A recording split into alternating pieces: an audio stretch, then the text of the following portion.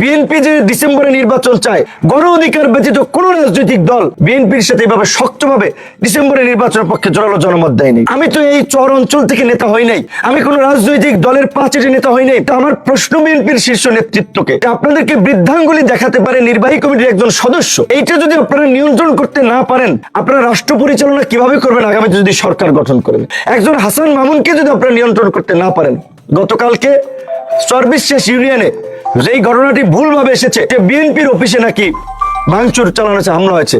দেখেন আপনারা এখানে জাতীয় মিডিয়ার দেশের মানুষ, বিএনপির অফিস এই আমলে ভাঙচুর করবে এমন লোক বাংলাদেশে আছে? বিএনপির অফিস ভাঙচুর করবে? নাই। কারণ দুইটা বড় রাজনৈতিক দল ছিল, আওয়ামী লীগ এবং বিএনপি। আওয়ামী লীগের পতন হয়েছে, আওয়ামী লীগ দেশ থেকে পালিয়ে গেছে, এখন আছে বিএনপি।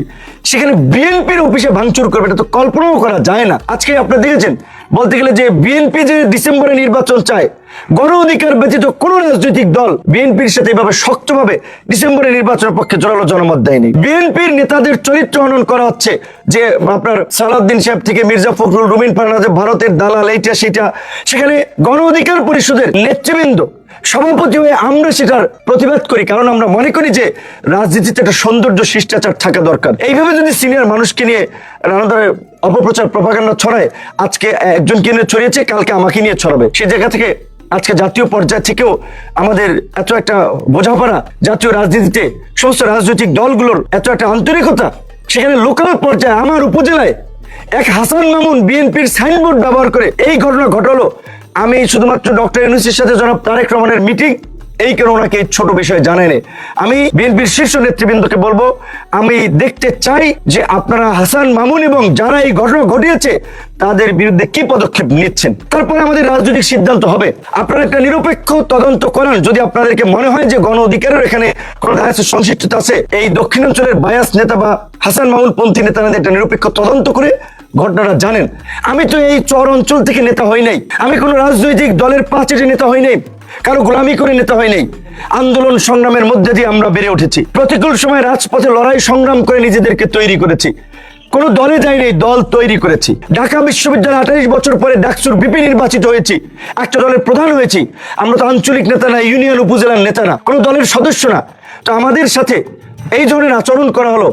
এলাকাবাসী, এই গলাচিপা 10 মিনার মানুষের কাছে আমরা এর বিচার দিলাম, আপনারা এর একটা বিচার করবেন যে রাস্তায় এইভাবে গাছ ফালানো হয়েছে, এইভাবে ইট জড়ো করা হয়েছে, এবং এই যে পুরো জেলার, যেহেতু সে কেন্দ্রীয় বিএনপির সদস্য, তার তো একটা নেটওয়ার্ক আছে, এবং ছাত্র রাজনীতি করেছেন, কাটা লাইনেও যোগাযোগ আছে। তিনি সেই সমস্ত সন্ত্রাসীদেরকে ওইখানে জড়ো করেছিলেন, এবং আমাকে সেনাবাহিনীর লোকেরা, পুলিশ বলতেছিল যে ভাই পরিস্থিতি যা, আমরা এখানে আপনার নিরাপত্তা দিতে অক্ষম হচ্ছি, এই অবস্থা আমরা পরিস্থিতি কন্ট্রোল করতে পারবো না।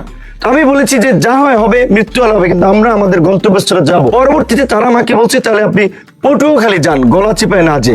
আমি বললাম আমার উপজেলা গলাচিপা, আমি গলাচিপায় যাবো না, কেন পটুয়াখালীতে যাব? শেখ হাসিনার রক্তচক্ষুকে উপেক্ষা করে নেই আজকে সামান্য বিএনপির এই 600 অধিক কেন্দ্রীয় কমিটির নেতা, তার মধ্যে একজন নির্বাহী কমিটির সদস্য, যারও আপনার সুবিধাভোগী একজন ছাত্র নেতা জানেন, আজকে জনাব তারেক রহমানের মতো একজন জনপ্রিয় নেতা, সম্মানিত ব্যক্তি, এই যে কিছু কিছু ঘটনায় তাকে নিয়ে সমালোচনা করে, এই হাসান মামুনদের কারণে সেই ঘটনাগুলো, এই যে হাওয়া ভবন টবন বলে, এগুলো হাসান মামুনদের মতো কিছু লোকজন জনাব তারেক রহমান ইমেজ ক্ষুণ্ণ করেছিল। 111-এর সময় আপনারা দেখছেন তার একটা সুবিধাবাদী ভূমিকা, একটা মিছিল করে রাজপথে, এবং গত 16 বছরে তার ওয়াইফ সরকারি চাকরি করেছে, একদিন ওএসডি হয় নাই, হচ্ছে হাসান মামুনের তো অবদান। গত 16 বছরে একটা রাজনৈতিক মামলায় তিনি গ্রেপ্তার হয়েছেন, তিনি এই উপজেলায় কোনো জায়গায় একটা মিছিল মিটিং করেছে, আপনারা দেখেছেন। বিএনপির ভাই বোনদের প্রতি আমার প্রশ্ন, বরঞ্চ তিনি নৈতিকতা পরিপন্থী কাজ করেছেন, প্রশ্ন ফাঁস এবং জালিয়াতির সিন্ডিকেটের সাথে জড়িত ছিলেন, সেই অভিযোগে তিনি এখান থেকে গ্রেপ্তার হয়েছিলেন। এই রকমের একজন নেতা, অসৎ নেতা এবং এই রকমের বিতর্কিত লোক, সে আজকে বিএনপির সাইনবোর্ড ব্যবহার করে, বিএনপির লোকজনকে উচ্ছৃঙ্খল করে আজকে আমাদের নেতা কর্মীদের উপরে বিভিন্ন জায়গায় হামলা চালিয়েছে। গতকালকে গণ অধিকার পরিষদের গলাচিপা 10 মিনার প্রত্যেকটি ইউনিয়নের অফিস, এমনকি ওয়ার্ডের অফিসও ভাঙচুর করেছে। ASBD 24 সত্য প্রকাশে প্রতিশ্রুতিবদ্ধ। চ্যানেলটি সাবস্ক্রাইব করুন।